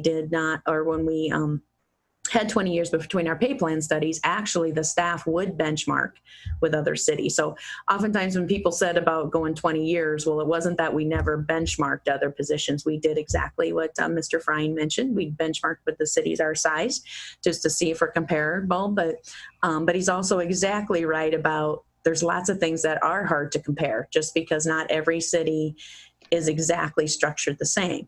But that's one of those things, like when we did the pay plan study in 2017, that we worked closely with the consultant on, is kind of identifying what those are. But they could also help us in terms of, because of some of their experience and working in a lot of other areas, they could kind of help us say, well, you don't think that's a comparable, but really, when you get down to it, aren't they basically doing the same type of responsibility? So actually it was helpful to have that outside person that could kind of help us sift through some of those comparables.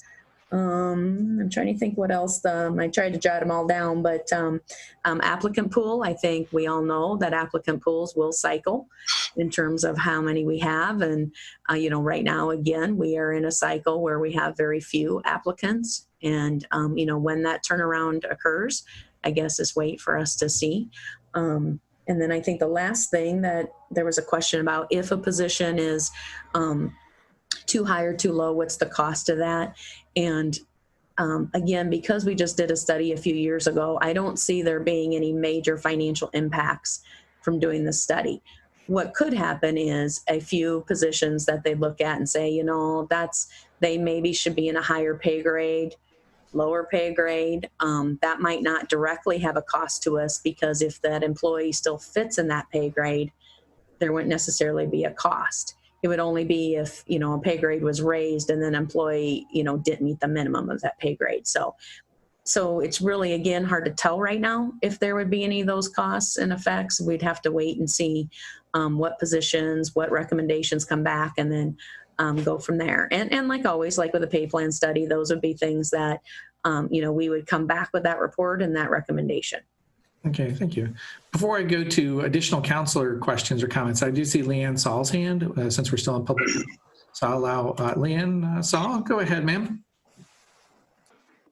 Hi, I feel like since we did this in 2017, we have a good handle on our positions. Unless we have added or changed any of our positions, why would we want to spend $17,000 to get a little bit of advice? I think in this climate and when we're looking at possibly reduced revenues, we could probably manage it ourselves and defer a couple of years. Unless there's huge changes in positions or in job duties, why would we want to spend $17,000 when I believe that some of you on staff have the ability to research this yourselves for this time period? I just don't see the necessity to spend $17,000 with a consultant for a few positions.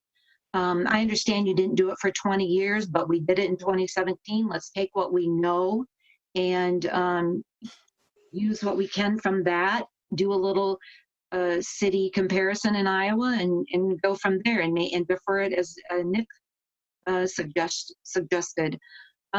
We spend a lot of money on consultants, and I just don't feel like this is a necessity this year. Thank you. Thank you, Ms. Saul. Okay, any other questions or comments from the public?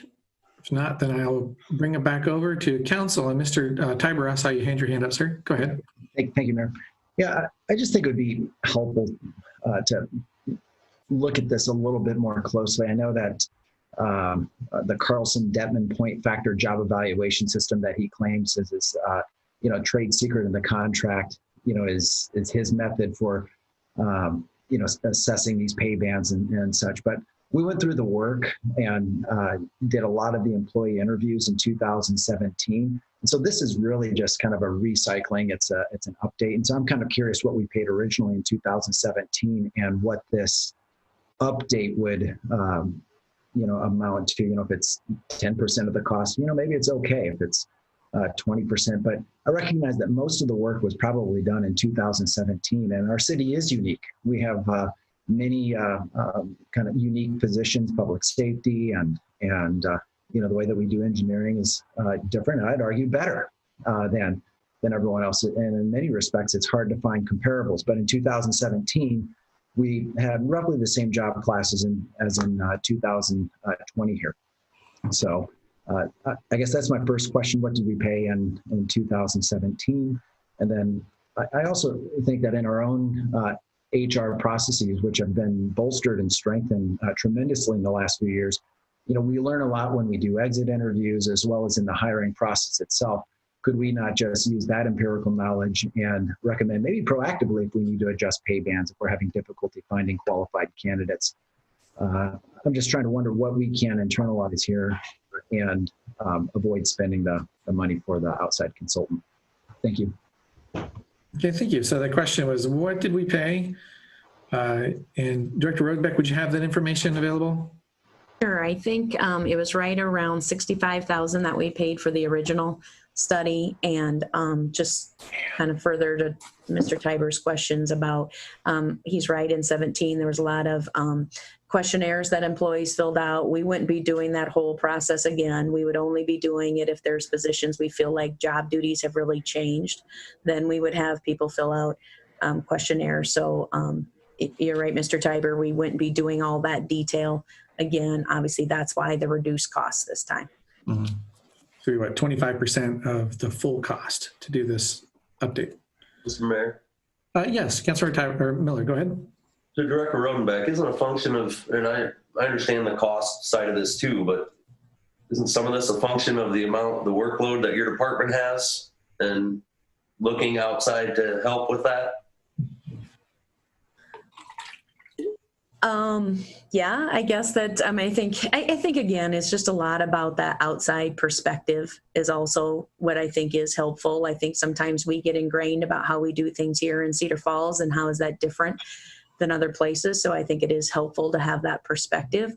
One of the things you might have noticed in the when you looked at the contract in there and the proposal is, it also talked about looking at our human resource area. You may recall that that's one of the things in our goals too was bringing forward a human resource position when we did the budget. And so one of the things we thought would be helpful in this study is also looking at, what kind of duties would we see that human resource person doing? How does that help in the organization in terms of workload? So that was also part of it.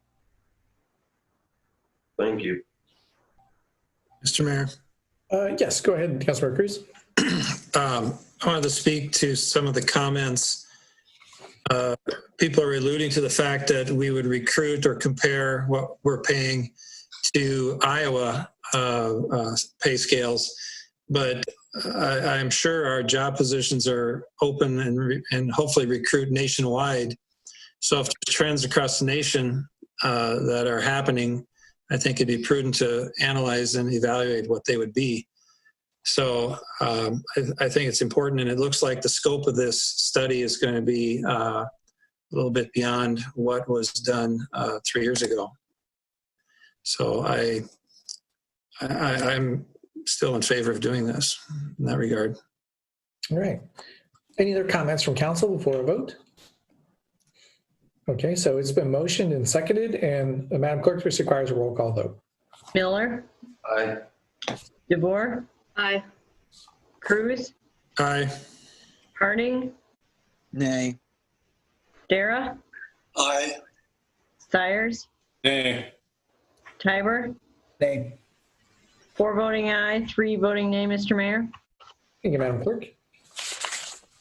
Okay, so that, back to my notes here, moves us to item 21, which is the resolution authorizing and approving the expenditure of funds for the purchase of camera equipment for the cable television studio. Is there a motion to approve? So moved. Second. And seconded, and open it up for council questions. Mr. Mayor. Yes, Councilmember Sires, go ahead. I contacted Denny Bowman about this because I also saw it was on the CIP expenditures and the loan. And he said, I asked him about his cameras. He said they wouldn't make me look any better. And I told him he was doing the best he could with what he had.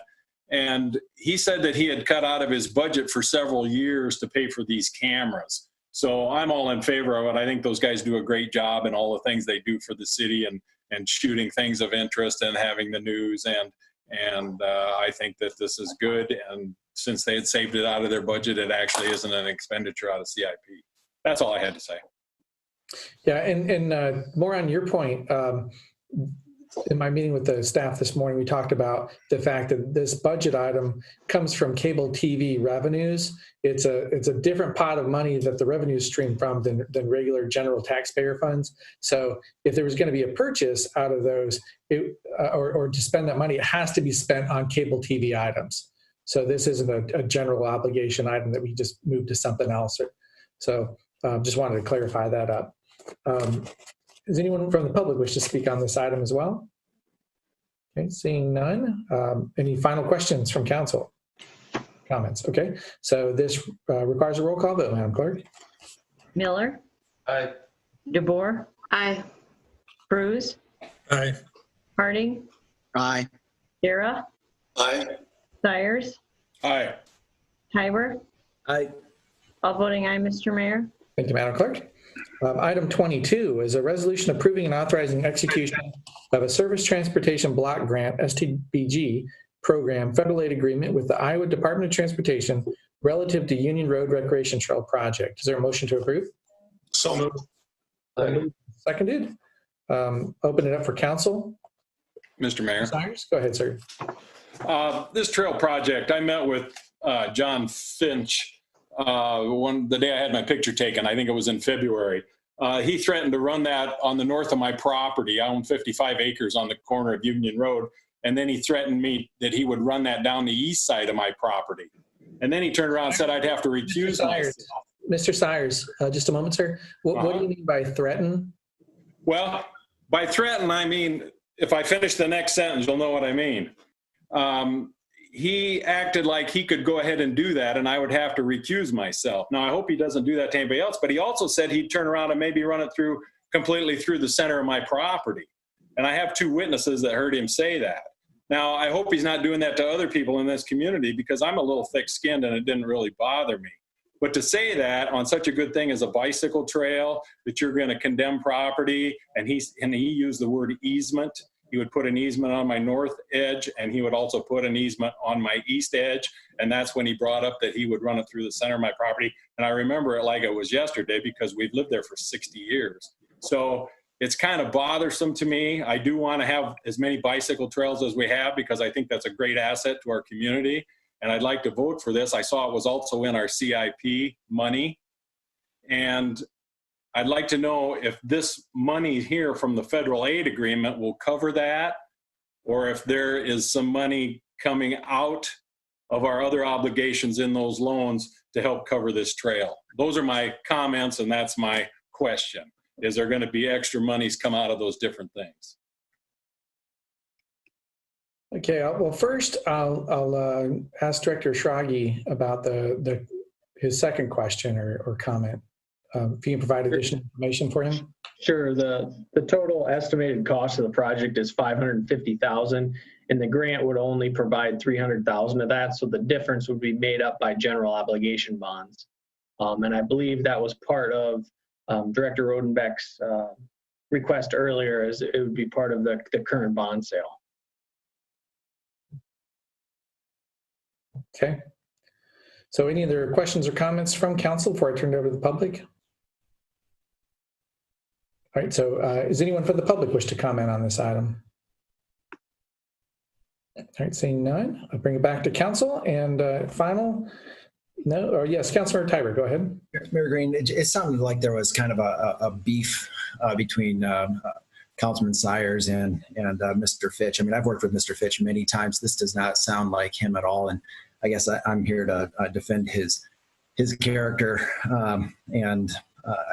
I apologize to him personally, I guess. Well, on behalf of the city, I don't think that that's appropriate to air your differences on in a council meeting. Sorry. Mr. Mayor. No, please wait, Mr. Sires. I was going to bring up the same thing before taking the vote. It's just inappropriate for a council member to bring forward items like this to a staff member, certainly who can't defend themselves at a council chambers. And again, I offer sincere apologies to Mr. Fitch for Councilmember Sires' performance tonight. Councilmember Sires, go ahead. Sure, floor. I was very polite to him on that. I said, whatever's going to be the best for Cedar Falls is what I want. And I let it go at that. But the more it started to bother me, and the more it started to bother me. Now, I wanted to meet in council chambers because I don't like to hide behind Facebook or any of this other stuff. But I don't want him doing that thing to others. That's all. And he did that to me. And I have the 2 witnesses. And this is wrong. I'm for the trail. I love our bicycle trails, don't get me wrong, but this actually happened. That's all. I don't mean to hide behind Facebook, and I wanted to have council meetings in the chambers, and that can't happen until the mayor calls for it, so I'm good with that. Councilmember Sires, that's no excuse for your behavior, sir. With nothing else for council comment, I'll open this for a vote. So, Madam Clerk. Miller. Aye. DeBoer. Aye. Cruz. Aye. Harding. Aye. Dara. Aye. Sires. Aye. Tiber. Aye. All voting aye, Mr. Mayor. Thank you, Madam Clerk. That is our final item on the resolution calendar. So that moves us over to bills and payroll, which is item 27. Is there a motion to approve bills and payroll? So moved. Aye. Moved and seconded, and this requires a roll call vote. Miller. Aye.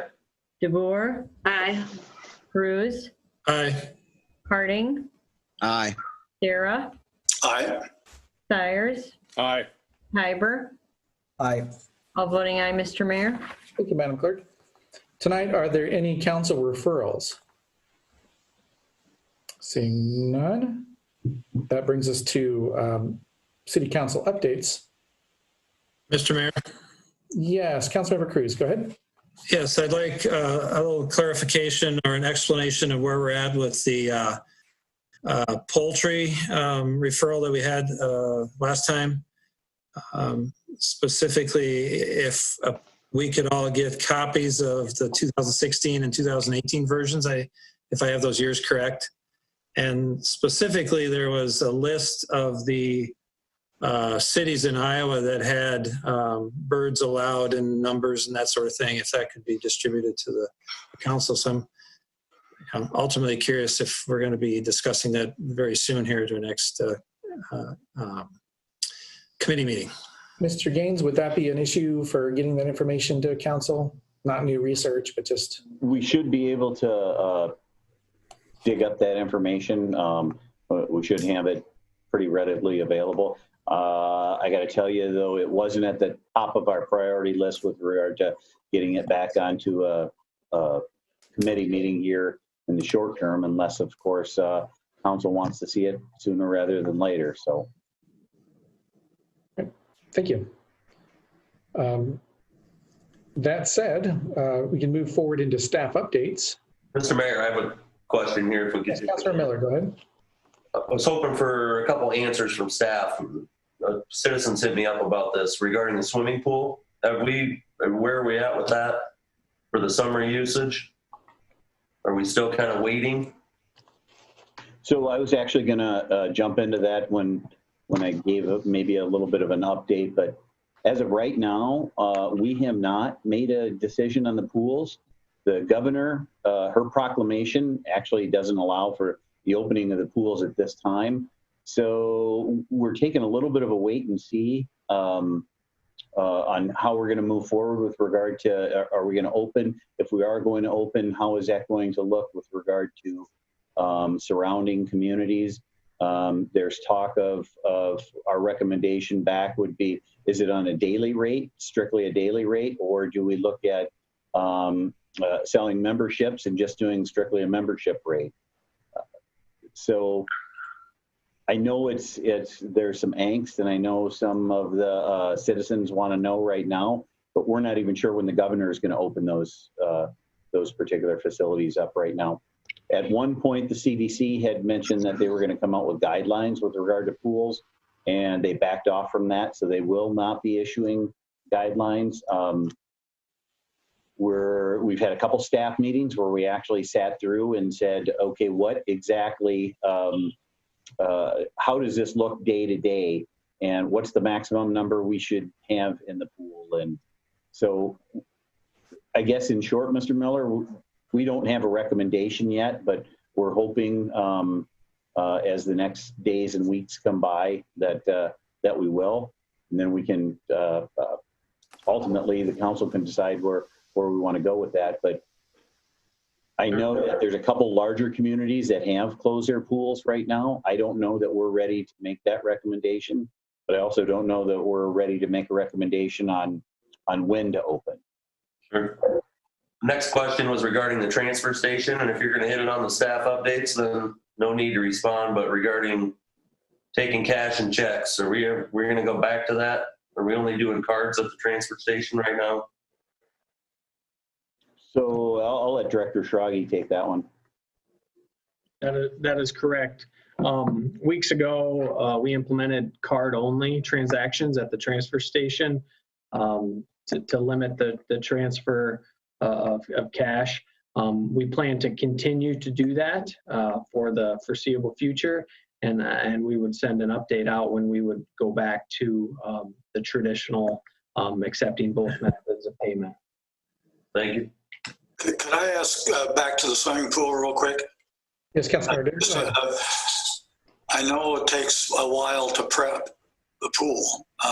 If it's decided in a couple of weeks that we're going to open the pool sooner rather than later, are you doing any preparation kind of work now in case it opens earlier, or will you wait until you know for sure that? Well, all of you know Bruce Frank, and so Bruce is very, very diligent, especially when it comes to the aquatic center. And they have been preparing like we are going to open. Okay.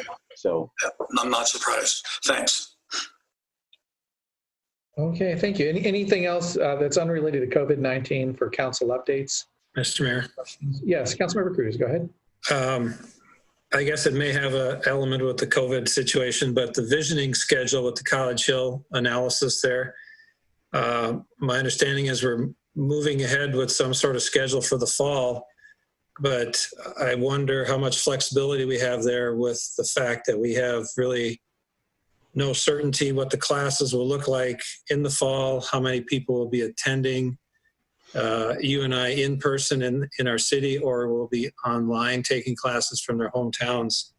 So I'm just wondering, did we lock in a schedule for the consultant to come, or are we flexible in the terms of our contract with them regarding the visioning process to maybe postpone even a year? Thank you. So I'll kind of jump in, Mayor, sorry. Go ahead. So really, we have not locked in a schedule, and for a lot of the reasons that you've just said, is with regard to the uncertainty, and our consultants are primarily based on the East Coast. And so with their firms themselves, they actually are not doing any travel, not doing any of those scheduling. So we're a ways out from actually getting a schedule. And you're absolutely right. We may be into 6, 8, 12 months from now before we actually pick that back up. Okay, thank you. Excellent. So any other outside questions? If not, then Mr. Gaines can move into COVID-19. Anything else? So, Mayor, I'll try to be real brief. Really, I'll start with City Hall. City Hall's open back up. We have all the employees back here. We're trying to take a number of precautions with regard to interaction with the public. We're really limiting to the lobby area and the windows with regard to working with them. We still are meeting virtually with a number of consultants. We're meeting online to meet a lot of our permits and those type of things. So I think that's going relatively well. Rec Center opened back up today at noon with our members, with a maximum number of 40 into the Rec Center itself. We realize that we're still going to have a number of things that pop up that we have to work through. But I think our rec staff's pretty good on that. With regard to Hearst Center is still one of the facilities that is not allowed to open with through the governor's order under the museums portion of that. So Hearst is they're working in place, putting together a number of virtual programs to help with the community. V&T is very similar. Working from the office, do have a couple of employees that are not able to work from the office, so we're making those accommodations. And the library on Wednesday will start a curbside service, and we'll be getting a new press release out on what their services will be as well. So that's just kind of in a nutshell what we have for city business with regard to our openings right now. Okay, thank you. Questions about those openings? Mr. Mayor. Yes, Mr. Cedar. It's my understanding, and you hate to see the COVID thing happen, but maybe the only bright spot of it was that you've been able to do a lot of really good work on Main Street, and the work that we would have had to close businesses anyway. I know they're getting a lot done down there. But when you mentioned the rec center, I went down today just to see how soon I could get back into some halfway shape. And I understand they've started working on remodeling the locker rooms at the rec center. Is that correct? That's correct. We're guessing that's going to be about a 3-month process. So unfortunately, with limited folks down there, and it's there will be without showers for the short time. Personally, I think it makes good sense to use that downtime to get it done, and it kind of keeps people from into that social distance thing. So anyway, I was pleased to see that had started. Yeah, and just comment too, the timing on that project had to wait until after you do the bids and the letting and all of the background. So it's sad that we didn't have it all in place for 2 months ago, but we just have to follow the process of bureaucracy is how it goes. Okay, so anything else on COVID-19? A couple more updates, Mayor, maybe not COVID related. All right, go ahead. The first one is, we talked a little bit last week just with regard to some of our CIP projects, and here's really how fast some of the things can change. In our FY 23-24 projects with Main Street, engineering and planning were working with the Metropolitan Planning Organization and ended up coming up with an additional $1.4 million in intercog funds that will be used for Main Street. So instead of those federal state dollars of 1.5, it's now going to be about 2.9 million, which will offset some of those general obligation bond funds that we talked about. So those are that's some really good news. And again, staff always is continuing to look for those opportunities to see some of those dollars.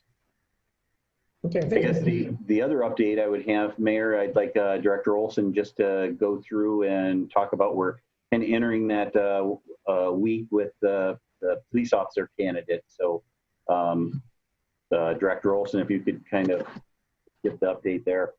Yeah, absolutely.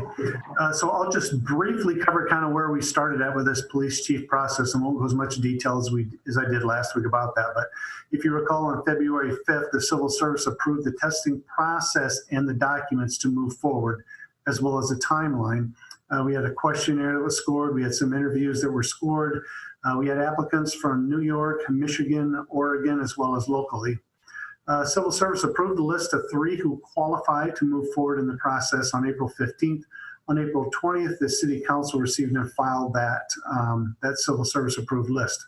So what we have coming up this week is we have a one-day event for each of the top 3 candidates. And that includes interviews by city staff. That includes interviews by the local police chiefs and the sheriff. That includes some interviews by community leaders in town. Our local Teamsters and the Cedar Falls Public Safety Supervisors. And then we have we're doing the best we can do under current conditions for a public meet and greet. And what we're going to do is we're going to do that with the aid of our local cable vision channel. So a press release went out tonight, and it's actually covered by our local media television channels already. Citizens can submit questions to the city to be asked by the mayor, because the mayor is going to host this meet and greet, to ask questions of the candidates. And then that will be aired on Channel 15. And you can go to the city's website, and on the first page, there's a link to that press release, which will link you to the place where you can submit your questions, and then the mayor will ask of those candidates. So that's about the best we can do for a public meet and greet, but I think the public will get a real good feel for the 3 candidates that we have. And then after that, we'll be making a recommendation for appointment to police chief. Okay. And I've been asked if that would be live streamed, but because those interviews are going to happen on different days, it's not all 3 candidates together. So I don't want to give 2 candidates a bit of an advantage by seeing what questions were asked of the first person and having some sort of polished answers ready to go. So that's why we're delaying feed in order to show them all after the complete interviews are done. Looking forward to those questions. Send them in. Mayor, if I may. Yes, Councilmember Miller, go ahead.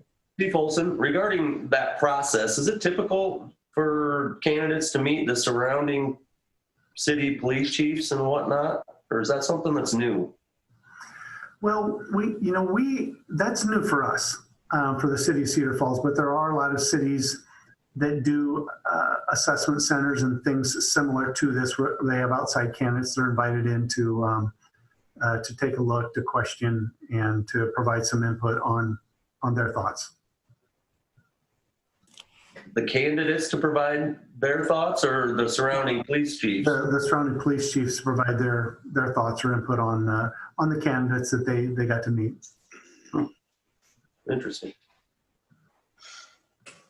Any other questions on that item? Okay. Seeing none, is there anything else for council updates or excuse me, for staff updates? Seeing none from Mr. Gaines. Okay, then I'll move us forward into public forum. Speakers will have an opportunity of up to 5 minutes to speak on topics germane to city business. Is there anyone from the public who wishes to speak? You can raise your hand with the icon and then also with the *9 on your phone. So I see Mr. Salentic. Go ahead, sir. Oops, excuse me.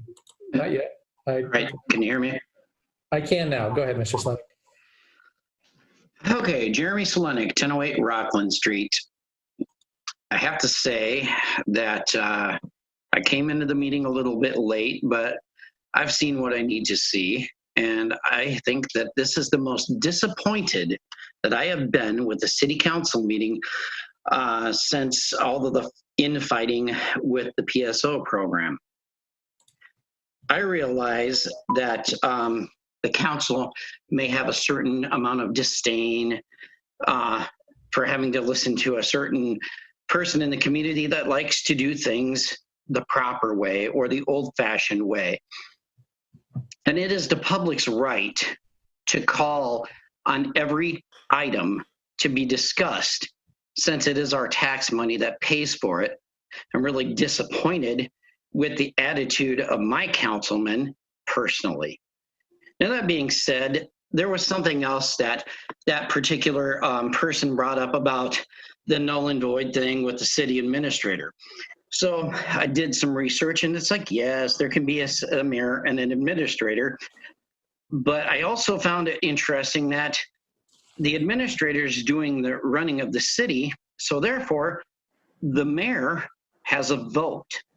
So therefore, back in February, when there was a veto called, in all actuality, there's not a supermajority. Now, I'm going to continue to do some research on that, and I would be more than happy to email that information to you, Mayor Green, because I find it very interesting that if there is a city administrator, the mayor is supposed to have a vote on the city council, which does away with this supermajority. I don't know if anybody else has anything to add about that, but I'm done. Thank you, Mr. Slade. Definitely would recommend continuing that research. Part of it is the form of government that we have, which is council mayor form, and I do not have a vote in that respect. Seeing also Mr. Frine. Go ahead, Mr. Frine. All right, thanks. I was actually going to say the polar opposite to that. The last 4.5, 5 months, I've actually seen kind of a much better discussion amongst council. It's been kind of interesting to watch, and different kind of personalities come through, and the discussion has been, I felt like, or at least feel like with this discussion, it's not like cutting the tension with the butter knife anymore like it has been in years past. So I applaud that. And like I said, I really like the discussion and the way things are going lately. I did just have a quick question. I think it was just mentioned in the updates. There was a grant that we got for Main Street to kind of help offset that cost. So maybe an unexpected grant or one we didn't account for. Just wondering whether or not, like, what happens to that money maybe that we had budgeted that is now covered by the grant. What's going to happen to that money going forward? Because that is tax dollars. So it's important to know kind of where that money is going to get moved to for the future. But again, I just appreciate the good discussion amongst everybody. Lately, it's been much better. So thanks. And Mr. Frine, were you referring to the Main Street project that Mr. Gaines just talked about? Yes. Okay, thank you. So Mr. Gaines, could you just give a brief what would happen to that extra, was it 1 point something million that then wouldn't be needed? Does that just go back into general obligation for future use? So that would be the 1.4 million. And as we talked about in depth last week, I think really what we need to do is take a step back on as these different funding sources come in. And this fall, as we go through goal setting and the council starts to set their priorities and project lists, then we can move forward with what exactly are going to be some of the big projects and the timing of those moving forward. Okay. Thank you. I see also Leanne Saul. So Ms. Saul, go ahead, ma'am. I just have a couple comments. I do like the format and the better explanation of our items on our agenda. And I do believe that most of that information is available in our packet. So thanks to all of the staff and the hard work that you put into this. Also, I just had a quick question because a lot of people ask me, what is going on to recruit business to Cedar Falls, and how do we get businesses into the industrial park, and who's responsible for that on city staff? So I would like to hear more about that at some time. And is that something we could address in the city council, or is that just something that we can have a personal conversation about? But a lot of people ask me, well, who's actually in charge of trying to recruit business to Cedar Falls, and how do they go about it? So it would be an interesting topic, I think, at some point. Thank you. I think Ms. Saul, we had briefly discussed that over email, Ms. Saul and I. I certainly could entertain a committee of the whole short presentation from our economic developer, and just sort of like a 101 for council and for the public to see how we handle economic development in the area. Not giving away our secrets, but just some of the basics. So thank you very much for that, Ms. Saul. And I see Mr. Skane. So yes, Mr. Skane, go ahead, sir. Yes, I have an item that has very much personal relevance to me, and that is that on the public forum participation sheet, it has the word germane, that in order for someone to speak, it has to be germane to public, to the Cedar Falls business. And I have some painful experiences with the word germane, because every time I have been removed from the city council chambers, it was because someone decided that what I was saying was not germane. And the last time that I was removed, I still have the scars from being removed, and I know that the scars were put there, and the wounds were put there by the public safety director. The point is that if a person is recognized to speak, the city does not have the right to say that you're not talking about city business, or we can determine whether what you say is pertinent and germane. I think that you would come in with a very clear censorship decision by anybody who looked at that and the way that it's being administered. I think that for me, all the times that I was doing what I should have been doing, in other words, speaking on a relevant issue to the city, but either the mayor or one of the councilmen decided that I wasn't being, quote, germane. And then I know one specific council person who has done this repeatedly, and I will say that it is Councilman Miller. And I still have to bandage my legs. My legs are healing, but I still have to bandage my leg. And all that comes from what happened at that last council meeting that I shared out. So for the sake of free speech and for the sake of human discussion and freedom of speech, I would respectfully ask that the word germane be removed from those participation sheets, because it's nothing more than censorship that can be used arbitrarily. But I do I do appreciate Mayor Green's efforts to include people, and I'm disappointed by that one vote tonight where the council voted that they shouldn't hear the items that I wanted to talk about. But we need free speech, we need people being able to communicate what they want to communicate. And right now, and I can go back over years where I have been taken advantage of simply by that word germane. And I appreciate you, Mr. Mayor, hearing me out. Thank you, Mr. Skane. So, there. Everything that Mr. Skane said just then was germane to city business. I don't mean to say flippantly, but honestly, he was making points that were related to the conduct of government and how we operate. And so certainly it's his right, particularly in public forum, to offer those. I'll just say where we have issues and where in the past he's been pulled out or asked to leave the podium has been where he's been on individual agenda items that he's gone off into other topic areas that weren't related to that agenda item. And as the presiding official, both my predecessor and I had to be very careful to keep the topics focused on city business and on the topic or the agenda at hand. We're required to by council rules. So I appreciate his comments tonight for wanting to have that freedom of speech.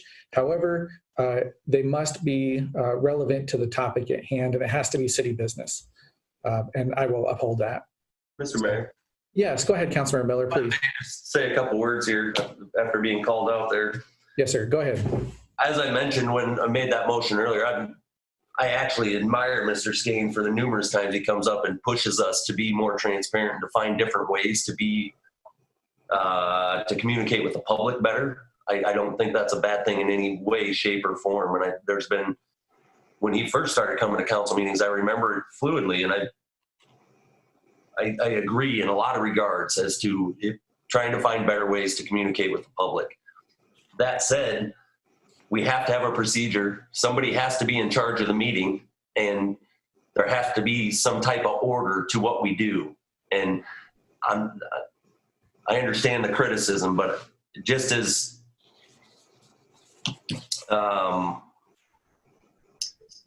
much as I appreciate that side of it, I also appreciate the order side of it, because I've sat through several council meetings where there is no order, and that's not how I think the city should conduct government either. So I feel like there has to be a process. I feel like we're very open with the public. When I got elected, that was one of my criticisms of government as well. And I feel like we do everything that we can as far as televising meetings, putting the agendas out there available electronically or mailing them to people. I feel like this city does nearly everything they can to communicate with the public and get the information out there. So I understand the criticism, but I'll take it, because I feel like this meeting has to be conducted with order. So. And just as a point to that, item 20 we discussed tonight about the professional service agreement, that was one that council member had brought up. It could easily have been Mr. Skane or somebody else in the public to bring up. We're not trying to railroad or rush items through. We just want to make sure that we're setting aside time to talk about the things that need to be talked about. Item 20, as we saw, needed to be talked about. So we're more than willing to do that. And we invite the public to bring up those individual items. To Councilmember Miller's point, when somebody tries to bring out the entire list, that causes a problem, because then we're not able to devote the extra time that's needed without a meeting dragging out till 10 o'clock at night. And we don't want to turn off the public to be able to attend. We don't want to make it onerous to have these meetings. And that's what those kind of blanket pulls of items would do to us, and why I'd have to enforce not allowing that or bring it to council for a suspension of rules to do that. It's unfortunate we have to do it, but I completely agree with you, Councilmember Miller. We have to maintain order to keep business moving forward. So any other, I guess we're at public forum, so I would see no other public wishing to speak. So next thing on the list is to entertain a motion to adjourn. So moved. Moved by Councilmember Cruz, has been seconded. All in favor, say aye. Aye. We are adjourned. Thank you. Thank you. Thank you.